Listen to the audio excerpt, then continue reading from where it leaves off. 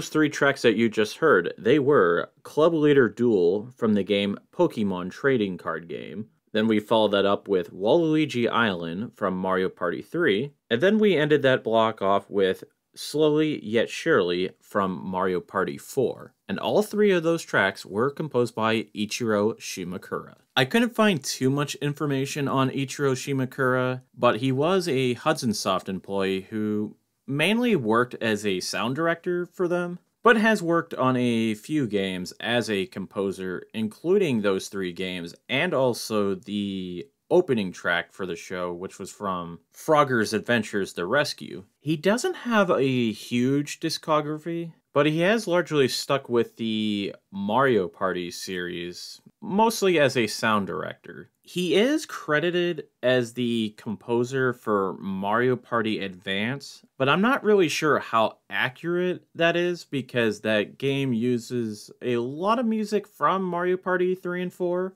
and that somebody else could have done the arrangements of those tracks. But what exactly do I think of this guy and his music? And obviously I like it quite a bit. I really think that he came up with the Mario Party sound, even though he started working on it with the 3rd game in the series. And having to follow up Yasunori Mitsuda's work on the first Mario Party, I feel like that was a tough act to follow, but yet Ichiro Shimakura really pulled it off. So I think his work on Mario Party 3 and 4, I think it's very underrated Nintendo music, let alone video game music in general. And I mean, I've really gushed about the Mario Party series in general before. I mean, I've had several episodes on the topic, and I even guested on VG Embassy and talked about Mario Party, so there's a whole lot of Mario Party to go around.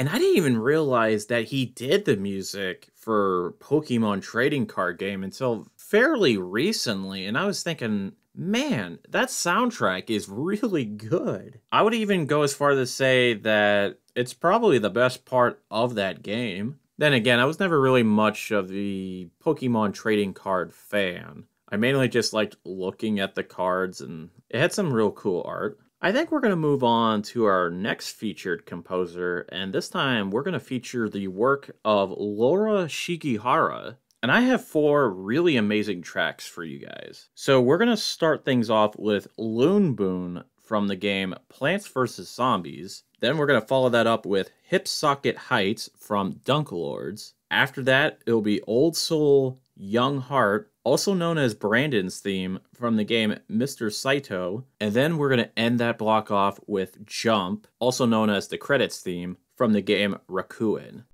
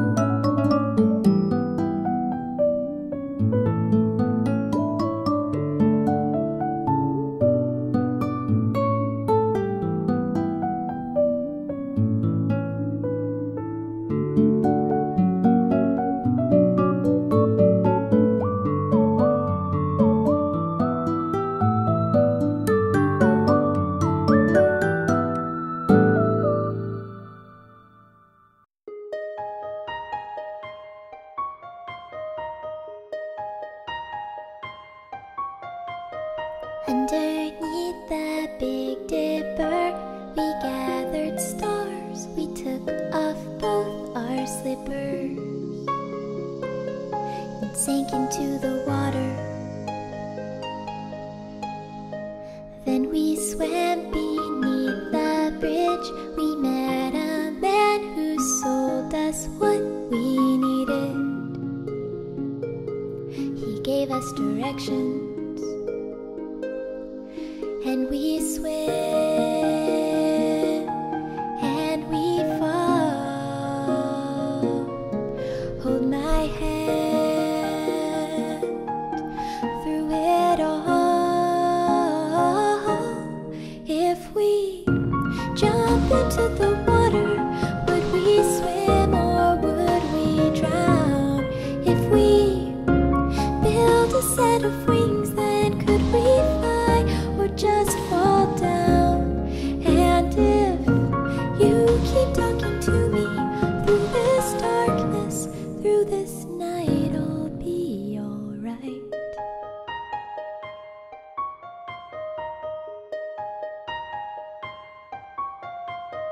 Though we were without a map, without a plan, without a destination, we knew where we were going. We put feathers on our backs and climbed so we could see all that below us before we let go. And we fly, and we fall. Hold my hand through it all. If we jump into the water, would we swim or would we drown? If we build a set of wings, then could we fly or just fall down? And if you keep talking to me through this darkness, through this night, I'll be alright. I'll be alright. Be alright. Da da da da da. Would you hold me so I'd never be afraid? As the sky falls down around us now, if you tell me everything will be okay, I'll believe you. You don't have to tell me how.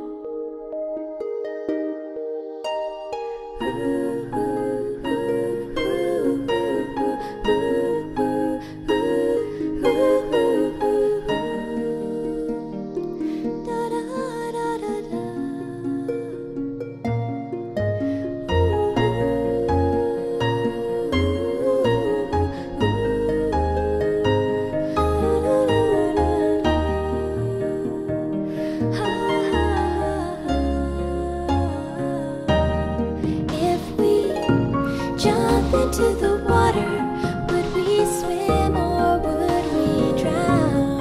If we build a set of wings, then could we fly or just fall down? And if you keep talking to me through this darkness, through this night, I'll be alright.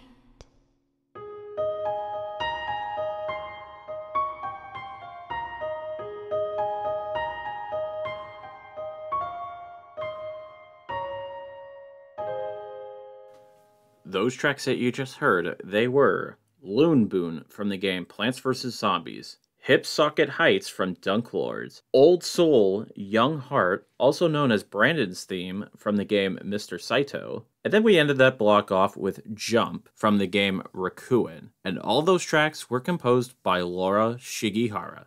Just like Ichiro Shimakura, Laura Shigihara doesn't have a large discography. She's mainly composed the music for 6 games, and I've covered 4 of them right here, and that she's also contributed a lot of music for quite a handful of other games, including Deltarune of all things. And I was first aware of her through her Plants vs. Zombies soundtrack, which the game itself is a lot of fun. And the soundtrack for it, I'm not really sure how to describe it. It kind of just has a bit of a dreamlike quality to it, and that it has this combination of fun and goofy, but maybe with a little bit of a spookiness to it. I don't really hear it too much in that Loonboon track, and I had no idea that she did the music for Dunk Lords. It was just something that randomly I came across when I was doing research for this.